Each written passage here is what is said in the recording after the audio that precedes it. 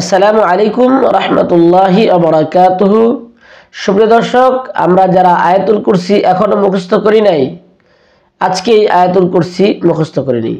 কেননা আয়াতুল কুরসি হচ্ছে কোরআনে কারিমের সাইয়্যিদুল আয়া, অর্থাৎ কোরআনে কারিমের আয়াত সমূহের মধ্যে সর্দার আয়াত।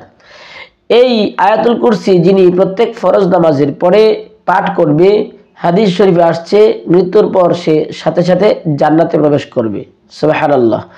এছাড়াও হাদিস শরীফে আসছে রাসূলুল্লাহ সাল্লাল্লাহু আলাইহি ওয়াসাল্লাম ইরশাদ করেছেন, যে ব্যক্তি আয়াতুল কুরসি পড়ে ঘুমোতে যাবেন, আল্লাহ তাআলা তার জন্য হেফাজতের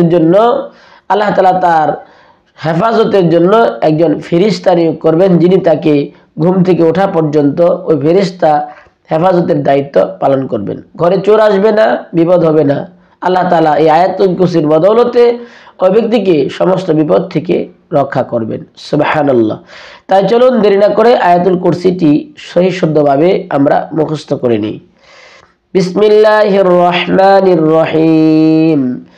আল্লাহু লা ইলাহা ইল্লা হুয়াল হাইয়ুল কাইয়্যুম লা তাখুযুহু সিনাতুন ওয়ালা নাওম লাহু মা ফিস সামাওয়াতি ওয়া মা ফিল আরদ মান যাল্লাযী ইয়াশফা'ু 'ইনদাহু ইল্লা বিইذনিহি ইয়া'লামু মা বাইনা আইদিহিম ওয়া মা খালফাহুম ওয়া লা ইউহীতুনা বিশাইইন মিন 'ইলমিহি ইল্লা বিমা শা'a ওয়াসি'a কুরসিয়্যুহুস সামাওয়াতি ওয়াল আরদ ওয়া লা ইয়াউদুহু হিফযুহুমা ওয়া হুয়াল আলিয়্যুল আযীম।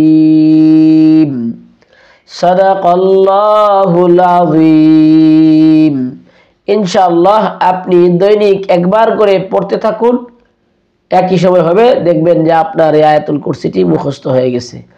আল্লাহ সুবহানাহু ওয়া তাআলা আমাদের সকলকে কোরআন এবং সুন্নাহ অনুযায়ী চলার তৌফিক দান করুন। আসসালামু আলাইকুম ওয়া রাহমাতুল্লাহি ওয়া বারাকাতুহু।